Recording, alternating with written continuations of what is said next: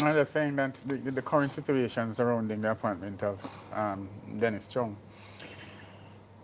the optics of it, how it seems to the public is that there was some influence leveled to have Mr. Chung in this particular position, because the perception is that it would present some kind of advantage to the Prime Minister with him being there based on his... or the ruling party. Right.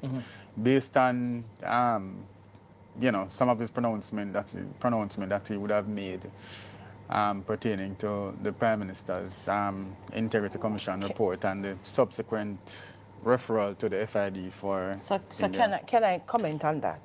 No, I had, when you hear, I've been listening to the comments. I went back to hear the comments that Chung made. And you have to, what I ask myself is, would it be unusual for somebody with his history, with his background, with his training, to have made that comment? In other words, was he making that comment from an uninformed place, or was he making that comment in a technical way? And what I heard from the comment he made was, there's nothing unusual with somebody having 28 bank accounts. Yeah. What would be unusual is to look at the activities within those 28 accounts.